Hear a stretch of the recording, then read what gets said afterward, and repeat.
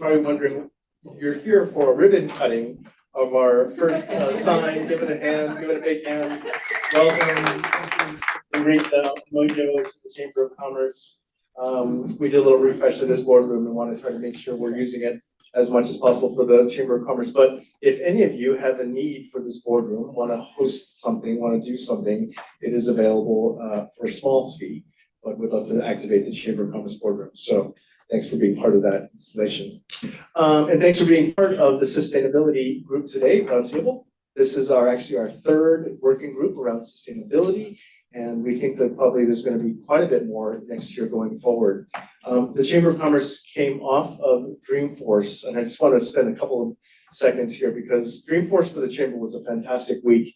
We partnered with the World Economic Forum, Salesforce, and Deloitte to launch two things. One thing called Yes San Francisco, which is a campaign, maybe you've seen some of the best shelters, and it's really saying yes to San Francisco in so many ways, from a yes, invest in San Francisco, yes, believe in San Francisco, yes, that the city should become more of a yes city than a no city, which it has been over the last 20 years. And so it's really an invitation to innovation and technology and creativity.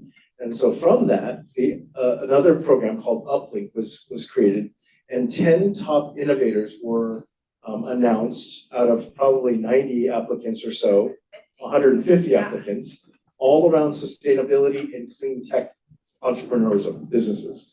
Water desalination, wind capture, solar, obviously, and a number of different things I think that are pretty cool. One is called Rain Stick, which actually, when you take a shower, it captures the water, it cleans it and circulates it and regenerates it back for you as you're taking your shower. So your 5-minute shower, 3-minute shower went to 4 or 6 minutes, which sounds good to me. I want to hand it off to Jackson Napiers, who's going to give a little bit of an agenda for you here today, but just really thank you and thanks everybody for coming today. Thank you.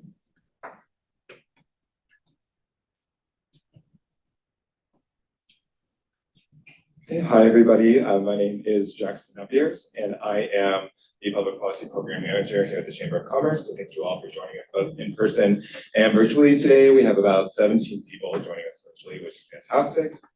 I know many of you here today are members of the Chamber, so thank you so much for continuing to support our work.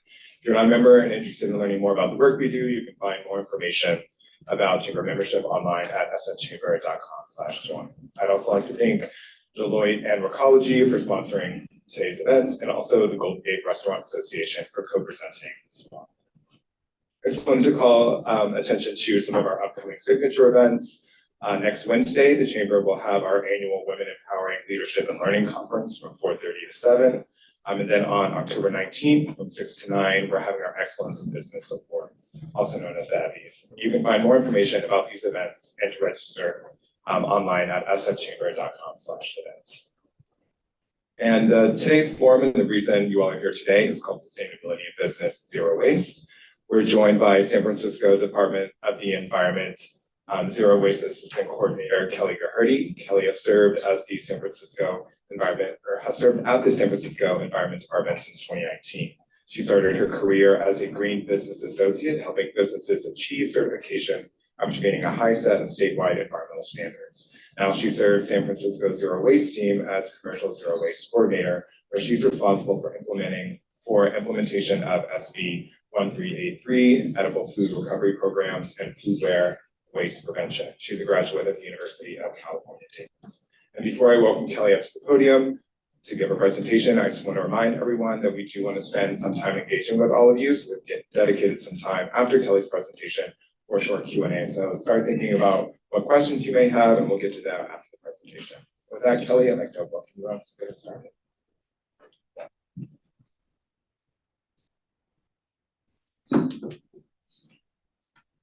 Try how this works first. Right here. Okay. So yeah, thank you again, everyone, for attending today in person and everyone who's online. So yeah, I've been serving at the Department of the Environment for 4 years and on the Commercial Zero Waste Team.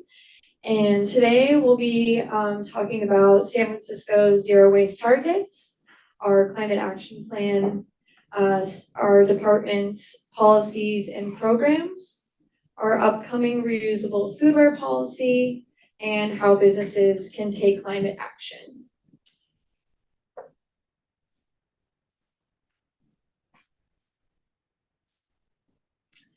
So it'd be great to hear from you in the room. I know it's early, but just wanted to do some engagement. It would be great to hear what industry sector your business is from or operates in, and if you're online, feel free to put it in the chat. Don't be shy. Real estate, Waste management. Great. Government. Tourist and hospitality. foreign governments, Also foreign governments. vertical farming. Awesome. Well, thank you so much for attending today. It's good to get an idea of who your audience is. And so to tell you a little bit about our department, our mission is to provide solutions that advance climate protection and enhance the quality of life for all San Franciscans. So we have some zero waste targets that we hope to reach by 2030. So one is to reduce generation by 15%. And what this means is any materials that are going to all three bins, meaning the green compost bin, the blue recycling bin, or the black landfill bin, get reduced by 15%.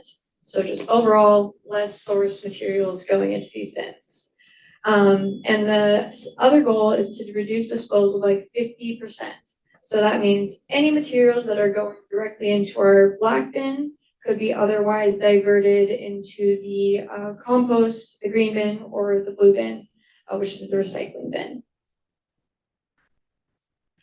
And in 2021, our department developed a climate action plan, which has 31 strategies and 159 supporting actions to achieve this goal. And these are broken out into the categories that you see up here. And really what our climate action plan is working to address racial and social equity, public health, economic recovery, resilience, and providing safe and affordable housing for all. And I think, some of the most challenging part about our work at the department or implementing the climate action plan is really helping municipalities, the commercial sector, and residents all feel that like they are a part of this plan and contribute to what our overall goals are. And speaking of our overall goals, so the main idea of the climate action plan is to become a carbon-free city by 2040. So these 31 strategies and supporting actions all are a part of helping us get there. And I'll be focusing on the responsible production and consumption for a couple slides because that is really where zero waste comes into play here. So one of the strategies is to cut food waste in half by 2030, sending as much food as possible to communities in need.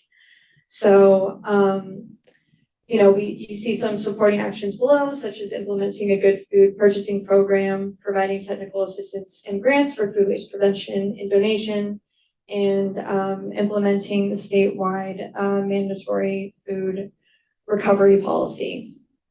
And another strategy is, to support those zero waste targets that I just talked about, is to transition to reusable foodware, reduce, reuse, repair, and require take back of textiles or clothing, host neighborhood repair fix-it clinics and reuse exchanges, and increase compliance with mandatory source separation. So now I'll dive into some of our department's environmental policies and programs that help us reach these goals. So since, for about 20 years, San Francisco's Environment Department has been leading on, has been leading forward-thinking and comprehensive policies to help our city reduce waste. And really, some of these policies have been adopted by the state and by the nation. So it's really awesome to pass a law here that then gets created nationwide and becomes really impactful. So this is a lot to take in, so I'll only focus on a few of these here. So one is in 2009, we started our mandatory recycling and composting ordinance. So we are really proud that we are a city that's been composting for 25 years. And I can talk a little bit about what our 3-bin system means.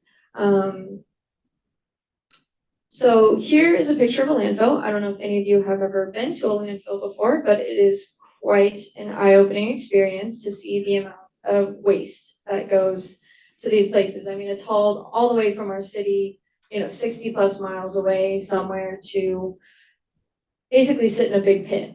And what's really astonishing is that 60 to 70% of what is on our landfill could otherwise be diverted into the compost and recycling. So I think that should really be an eye-opening metric of how much more we can do to really educate our residents and businesses to be better at the bin. So I don't know if you all recycle or compost, but here's a little learning lesson on how to do so. So in San Francisco, we have a single stream recycling, which means all of your recyclables, meaning your cans, your bottles, your plastics, your cardboard, your paper, all go into a blue bin. This then gets transferred to Pier 96, which then gets sorted into the different material types, baled, and then shipped off to the markets when we have markets for these recyclables. And what is compostable, or also known as organics? So you can put your yard waste, your leaves, your food scraps, which could be your chips, your leftover food that you left in your refrigerator, your food soiled paper. I feel like a lot of people aren't aware that your pizza boxes, your napkins, paper towels can also go into this bin. And then anything that is compostable or BPI certified, and I'll talk about that in a second, but when you see something that says biodegradable, please do not put it in a green bin. It's just nonsense. It has to be compostable, meaning it will break down in our composting system and in a certain amount of days, because we have to turn our compost piles in a certain amount of days to be made into soil. And why I'm talking about BPI certification is that it's a requirement here in San Francisco that our foodware and things like your kitchen green bags where you put all your compost in to then go into the green bin, it doesn't have any toxic materials in it and can break down a certain number of days. And the reason I'm talking about it doesn't have toxic materials in it, because if you aren't aware of what happens to your compost, it actually gets made into nutrient-rich soil, which then goes into our farming system and grows the food that we eat. So we don't want glass, we don't want plastic, and we certainly don't want other materials with toxic chemicals going into our food system that we will then eat eventually one day. So I don't know, I find this to be one of the really most fascinating circular systems that we get to be a part of every day. And lastly, hopefully your smallest and least used bin is your landfill black bin. So very few things should be going in here, such as your styrofoam, chip bags, gloves, masks, since we're all in COVID or coming out of COVID, broken ceramics. So yeah, hopefully, some of this has helped you learn a little bit more about how much more we can divert into our other bins and steer away from using our black bin. Another policy here in San Francisco, which is actually a statewide policy, is called SB 1383. So part of this is requiring that every jurisdiction throughout California have a commercial composting system that both businesses and residents are required to use. So we're very lucky to be in San Francisco, where we've already been doing this for 25 years. So I will focus on the second part of SB 1383, which is mandating edible food recovery. So large businesses like grocery stores, hotels, hospitals, food distributors, and large restaurants are all now required since 2022 to donate their surplus food. So that doesn't mean they're rotting food or something that's obviously gone bad, something you wouldn't feed your family. This is still nutritious, quality food that is, typically not on the perfect side or what you'd see in a grocery store, right? Some foods are imperfect or don't look as pretty, that might not make it into the Whole Foods aisle. So these businesses are required to donate food. They must have a formal contract with food recovery organizations. And the reason for a formal contract is that oftentimes food gets donated that food recovery organizations might not be able to accept. This could be due to storage issues or refrigeration or lack of refrigeration and freezer space or capacity. So it's really to protect food recovery organizations from receiving food they either can't take in or don't want to take in because maybe their clientele doesn't want certain cultural foods. And both businesses and food recovery organizations are required to keep records of the pounds of food that they donate or that gets donated. And this is to help us get a baseline throughout the state of how much food is actually being recovered and redistributed to feed our community. So not only is this an environmental benefit for the state and our city, but this also is a huge benefit for our community members who are in need of food. So there's about 400 businesses in the city and county of San Francisco that are required to comply. We're lucky to live in a city where voluntarily food recovery has been a very active part of our city already. And so we have about 300 food recovery organizations throughout our city. We've been working since 2021 to conduct education and outreach, and inspections started in 2022 to all of these businesses. And a point I'm really proud to say, actually the next 2 points, is in the last 4 years, we've been spending over $800,000 in state and local grants to help support edible food recovery infrastructure.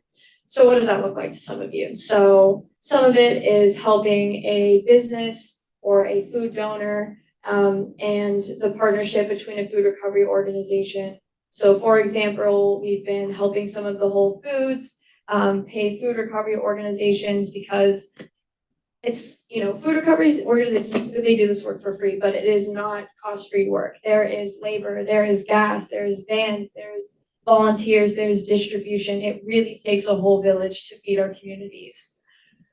This also looks like purchasing forklifts for the food bank or vans for the Episcopal church service.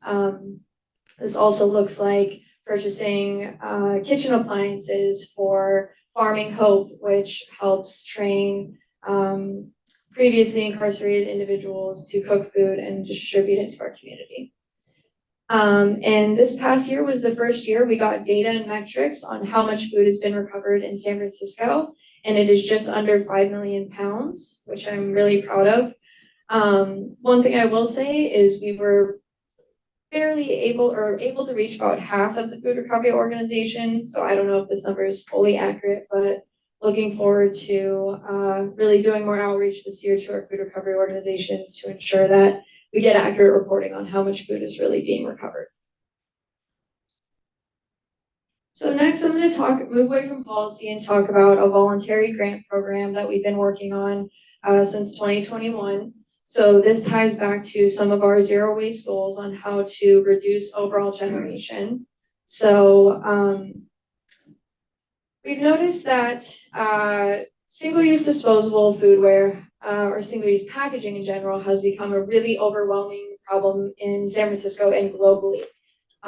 We are quite literally in a plastic pollution crisis with over 400 million tons of new plastics created each year, and 40% of these plastics being created for single-use intentions. And single-use packaging has a lot of problems. One, do any of you know how to dispose of it? It can be really confusing. Which bin does it go into? Two, it causes confusion for businesses, especially food service businesses, on what they should be buying, what's best for their customers, what looks the best. And three, there's a lot of toxic chemicals that are in single-use packaging. So they can cause all kinds of health effects such as fertility issues, cancer, nervous system problems. So we know that the true solution is reuse. And reusables are durable, they're safer, they elevate the consumer experience, protect our health, and solve a lot of our waste crisis. So we developed the commercial reuse program. And this was a partnership that we developed with a nonprofit called Rethink Disposable. And this is mainly around foodware. So one of the pieces of the grant program is that we help provide grants of up to $5,000 for institutions. This example here specifically is music venues to implement reusable cup systems. So for other institutions, we help purchase foodware and cups. But again, you have to have dishwashing infrastructure staff to be able to handle all of this. So for music venues, we gave grants to 2 reuse providers. And what these reuse providers do is they come and drop off a huge inventory of cups. They get used throughout the events or several events. These will be picked up, washed, and either new inventory is dropped off at the time of pickup, or they will pick them up after they wash them again, depending upon how soon these events are taking place. And we've had 3 venues so far that have joined the program: August Hall, Warfield, and Fillmore. So if you're looking to go to a concert, I suggest these venues. So this program started in February, and the first month of the pilot, Warfield eliminated over 13,000 single-use cups, diverted 224 pounds of waste, and saved 4,888 gallons of water. So the other part of the commercial reuse program is that we help small businesses transition from disposable foodware to reusable foodware for on-site dining. This program has been a huge success since 2021. We have helped 130 businesses and spent over $70,000 on helping them transition to foodware, reusable foodware. And this has been quite the process. The first year, we had a team that went door to door to every business in San Francisco, telling them about the program, offering them assistance and funding immediately if they were ready for it, or coming back at a later time. We did other promotion through Office of Small Business and other tactics. And this program has just been incredibly well received by business owners, by city departments. So it's something we're really, really proud of. And not only have we seen huge environmental benefits from this program, but we've also seen financial benefits for businesses. So this is an example here of a business called House of Dim Sum. And we spent just under $450 of investment into reusable foodware. And annually, they're saving around $30,000 a year just by no longer purchasing reusables. And they also get to reduce their bin sizes or the frequency of their pickup of their refuse bins because they're no longer throwing all this disposable single-use packaging into their waste streams. I will also say that it creates quite an elevated dining experience. I don't know if you ever go anywhere and you get those paper plates or a fork or a knife where you just can't cut into what you're eating, but it grinds my gears. So because this program has been such a huge success, we are looking to make this mandatory. Not only, like I said, it's been environmental success, but it's been a financial success. So back in 2019, we were actually working on a reusable foodware policy that unfortunately died because of the COVID-19 pandemic. So we have been working on this policy for the last few years to really make it improved, more equitable, and more accessible. So I'll dive into the 4 policy pillars that we're introducing. So one is requiring reusables for on-site dining. So whenever you walk into your favorite restaurants, your McDonald's, your Taco Bells, you will see reusable foodware if you are eating on site. So this means plates, cups, bowls, utensils, etc. The second pillar is requiring acceptance of customers' clean, refillable cups and mugs. So I don't know about you, but I absolutely love bringing my cup or mug to a cafe or a coffee shop because I personally like my coffee hot when I get back to my office, but when I get a disposable cup, it's often not. I also don't want it spilling all over my clothes as I'm, maybe running back to my office because I'm late for a meeting. So this is something that will be required primarily for cafes and coffee shops. This one, this third policy pillar is to strengthen accessories upon request. So I have a drawer, which you might also have a similar drawer at your house where you have forks and spoons and knives and condiment packets because you got, Postmates or DoorDash or something delivered to you that you just never needed. So this piece of the policy will require that third-party delivery platforms and in-house food ordering platforms, so when you go to a kiosk and order at a restaurant, will have the option to state if you need a fork or a spoon or a condiment packet, rather than just having them throw it all into your bag for you to take home and sit in your drawer forever. And the fourth policy pillar is to require large venues and stadiums to serve non-bottled beverages in reusable, returnable cups.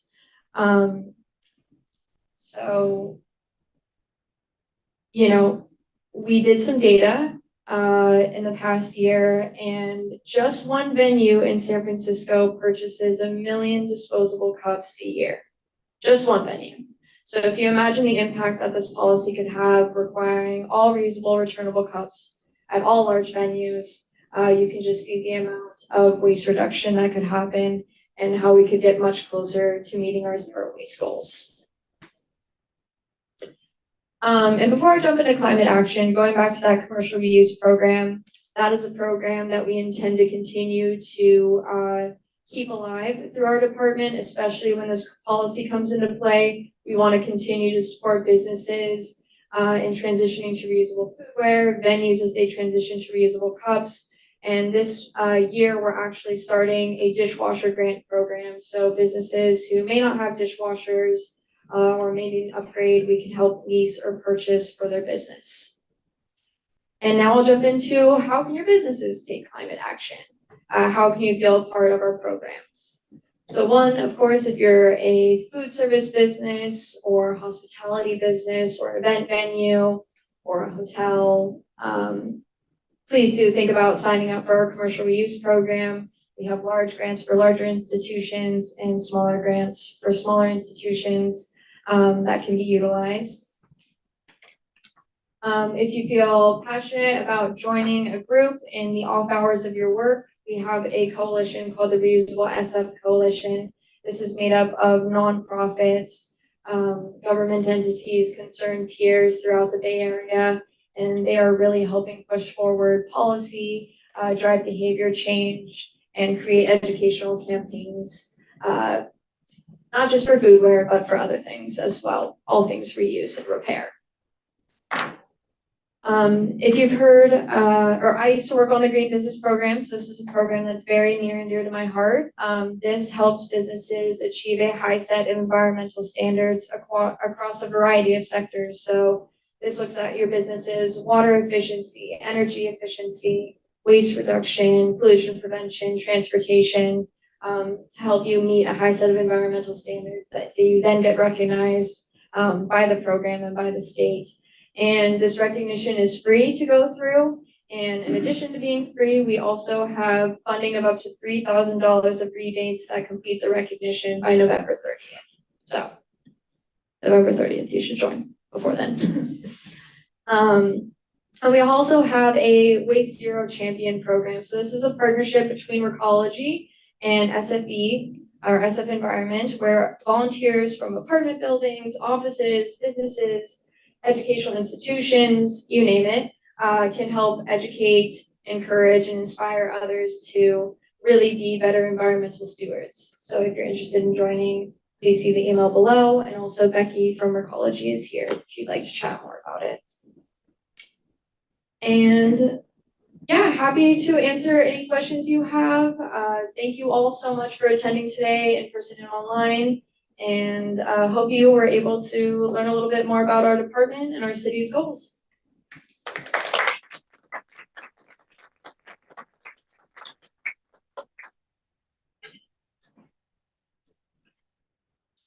Okay, so we're gonna transition to the question and answer portion. Danielle has the microphone that I now have So if anybody has a question, just raise your hand. Also for the folks online, if you have a question, you can put it in the chat or raise your hand and we will answer that as well. So, any questions for Kelly's fantastic presentation? You said there were 300, what were they, recovery organizations? Did I hear you correctly? Yes. Doesn't that sound like overkill? I mean, it seems to me if you organized it a little better, they could be more efficient. Or am I not understanding what the groups do? So these are food recovery organizations that are in different parts of the city, and they serve different populations, and each of them, some are soup kitchens, some are churches that stand out on the sidewalks and give out sandwiches, some are, taking in massive amounts of food and creating grocery bags for individuals, seniors, the disability community, the unhoused. So, some of these are incredibly small organizations that are just a few people, and some are as large as the SF Marin Food Bank, which has a massive warehouse and lots of volunteers.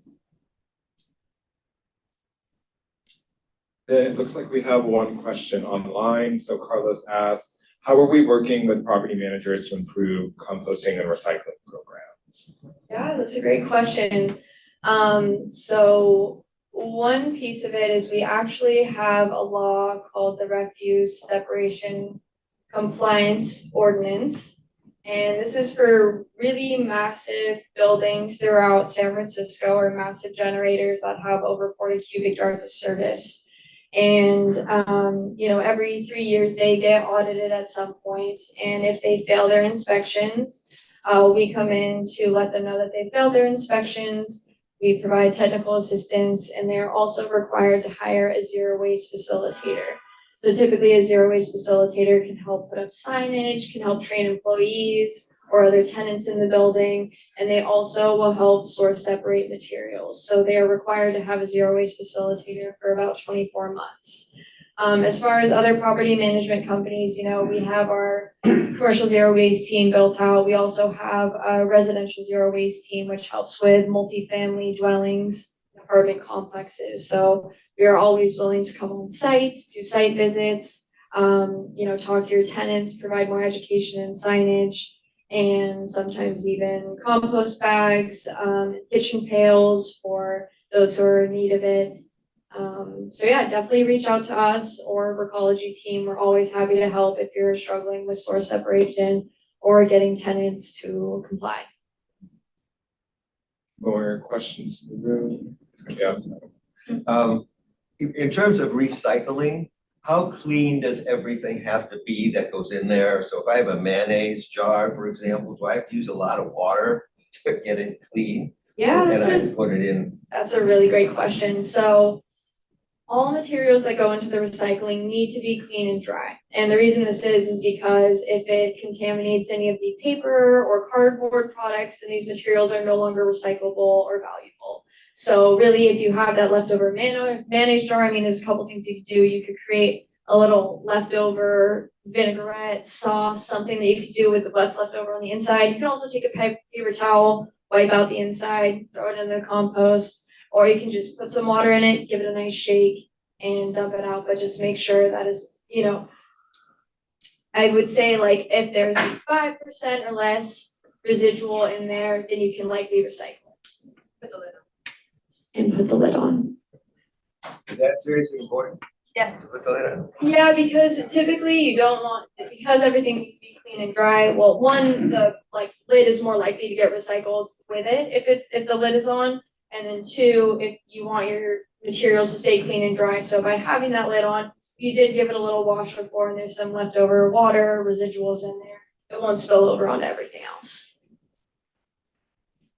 Can I ask, because nobody else has one, I have one more question. We have one question online that I'll ask a little bit. So somebody asked, how will SFE work with food providers and grocers to ensure cups and reusable items are sanitary if they're being filled on site? Yeah, that's a great question. I would say that just like any restaurant you go to, you are typically eating off of shared plates, utensils, etc.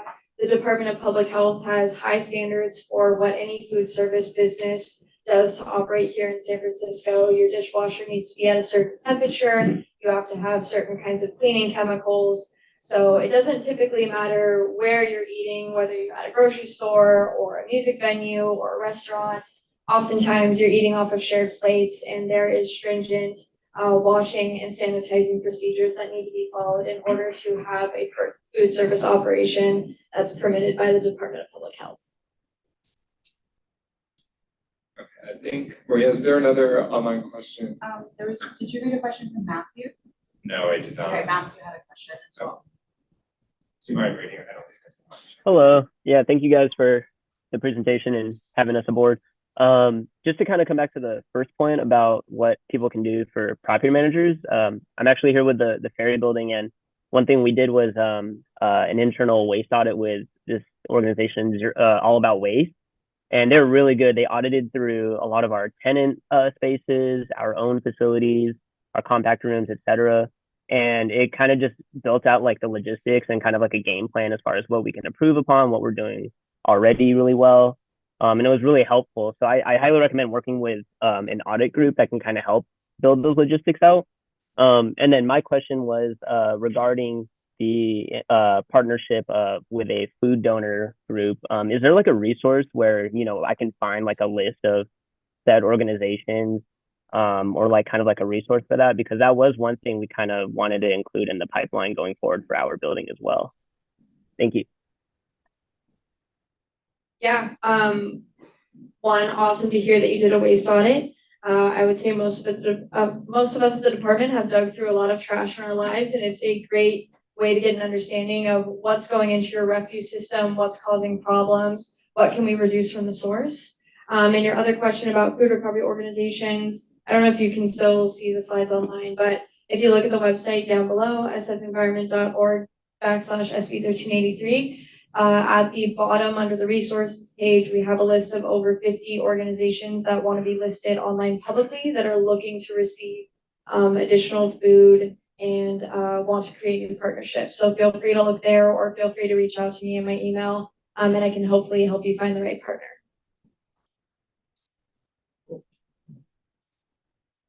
Hi, a quick question about working with the some of the national brands, like working with fast food chains. Wondering how that process is working, how it's going, how resistant or not they are, you know, collectively. And if you're finding that there's any that maybe are considering, you know, looking at this as a model for something they could apply to other markets, that would be something we might hope for here.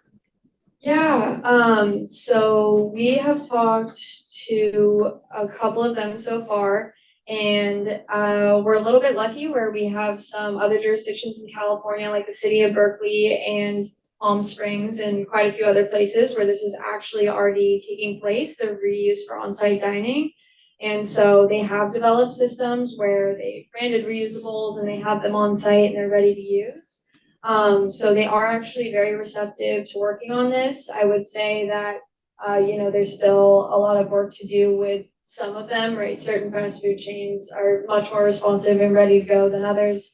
But I would say they're actually very receptive, and I think this is something businesses see that, of course, can save them money. So why not just, you know, why not implement reusables and not, you know, let go of all your disposables. You're not charging anyone for them, you're paying for them on your own.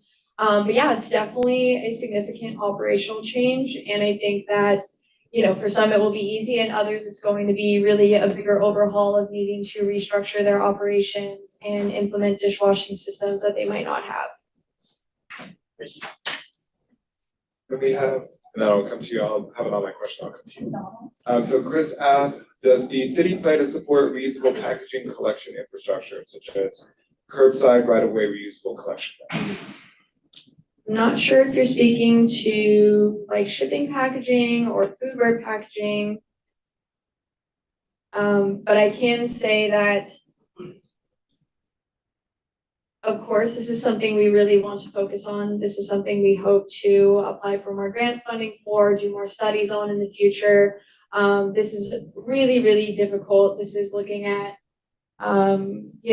basically building out a fourth kind of collection bin that might be in public, or a fifth collection bin that might be in public. What do reverse logistics look like? Who's going to pick up all this stuff? Where is it going to be taken back to process? So this is definitely something we're very excited about investing our time and energy into, but it's definitely going to take time. So just want to acknowledge, whether it be, takeout foodware, whether it be Amazon packaging, it's definitely going to be a mix of public and private partnerships in order to develop something that's creative and going to work for the public. And we have one question back here. My question is about the food recovery as well. And a lot of food service providers, when there's food left over or recently expired packaged products, offer them first to their staff. And is that something that would count toward the recovery program? Yeah, so that's something we call informal forms of donations. So donating to staff, if you work at a school site, donating to students and their families, or maybe just giving it out to your local neighborhood, people who walk by. That's totally fine. The more hyper local the systems are, if you're not transporting food across the city to be donated, we are totally in approval of that, as long as it's following all health and safety measures. That is not something that they have to track in relation to SB 1383. It's only formalized donations that are going directly to food recovery organizations that are being tracked. Are there any more questions? So, thank you for your presentation. Are you also working together with other cities or municipalities that also work on these kind of programs? Yes, definitely. We are always looking to other cities, mainly throughout California, sometimes Seattle, Denver. Of course, it depends on the kind of project you're working on and where else this work has been done. For edible food recovery and SB 1383, we actually have a Bay Area working group of the 9 different Bay Area counties. We get together once a month in order to communicate, how are you doing this? How is this going? What innovative ideas do you have to work on this? That's really, really helpful to shop around ideas and brainstorm what could be done better or what's not going well. And we definitely reach out to other jurisdictions throughout other states as well. Like I actually learned about the reusable cup program for venues through the city of Seattle. That was something that they were doing already. Same with the city of Denver, same with the city of Atlanta. So I saw that it was a success there, and I thought, why don't we bring that here to San Francisco? I would say it's really imperative to understanding what's been successful elsewhere, what hasn't worked, so we don't try it here. We don't want to duplicate work that's already been done. Any last questions? Oh, yeah. You can go ahead. Sure. Well, it seems, thank you so much for your presentation. I work here for the chamber. So I'm just curious, it seems that at this point, businesses are very much incentivized to implement these programs through grants. And there's so much to choose from. At what point do you think businesses are going to start getting penalized for not implementing these measures? We get that question a lot. Our goal is really to always focus on education and technical assistance. We know that penalizing businesses doesn't really do much for us or for them. That doesn't help us get closer to our goal. That makes them angrier, resentful. And yes, the fee can be utilized sometimes for something good, but ultimately, I just don't feel like that does us any good. I think if there's really a business that, maybe after 6 months to a year of really trying our best to, get them to converse with us, tell them about why this is such a huge barrier for them or what the obstacles are, then maybe we'll start going down that route of enforcement. But as much as we can, that is just not an area we want to go to. We know that education and technical assistance goes so far. We've been really taking that tactic for many years, and it's been incredibly successful. So it will take it will take really, really not speaking to us and really blowing us off and shooing us from your doors or shutting off our calls to really show that there's absolutely no compliance. If you're willing to talk with us and work with us about what your challenges are and how we can help you overcome those, that to us shows at least there's effort and willingness to try. Then Jay, did you still have a question? Yeah, so some of your solutions seem to put a huge burden on the water supply. And we're gonna take everything out, clean it, bring it back and so forth. Is that a part of your equation? And are there steps being taken to figure out better ways to clean China than the way we do it now? Are you talking about foodware specifically? Foodware, yeah. So if you look at studies, the amount of water and resources it takes to actually create disposable foodware, it's significantly more than what it would take to just wash a reusable piece of foodware each time. So you're putting, I don't have the studies up in front of me, but basically the amount of extraction it takes to extract a resource, make it into a product, ship it somewhere, throw it away, process that through trash, and then create it all over again after it's been used for about anywhere from 15 seconds to maybe 30 minutes. That's causing much, much more water usage, resource usage than it would just if you were using a cup, putting it in a bin, driving it a few miles away, washing it, and bringing it back.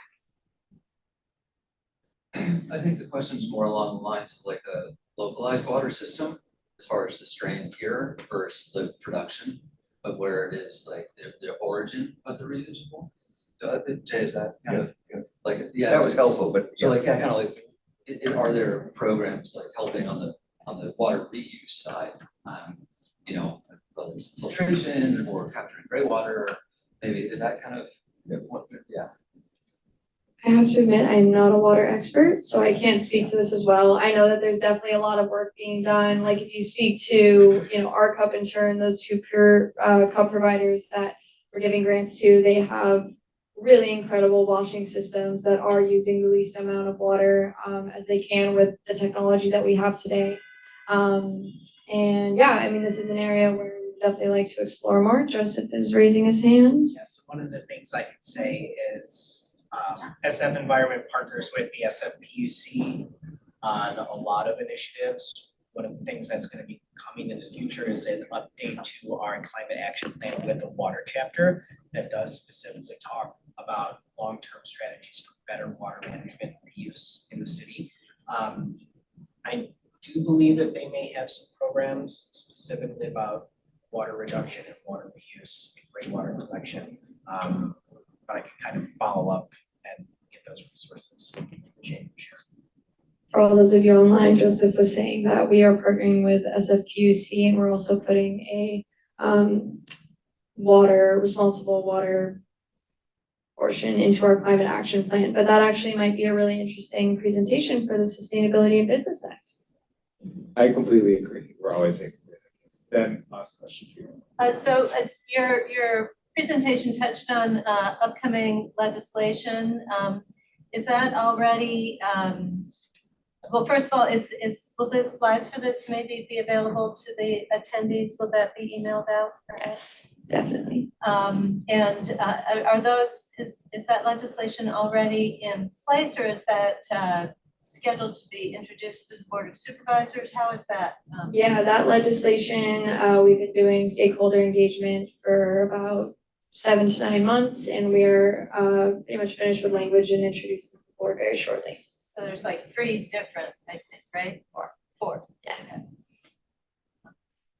All right, well, I want to thank Kelly for giving her a fantastic presentation today and fielding all those incredible questions from our audience here in the boardroom and also virtually. Also wanted to thank Deloitte and Ecology for sponsoring today's event and the GGRA for co-presenting as well. So I believe we do still have coffee left over and some creamer and water, so feel free to hang out for a bit, talk amongst yourselves. Yeah, so thank you guys so much for coming. And yeah, be sure to check out more chamber events that are coming up on our website, sfchamber.com. So thanks, guys. Thank you.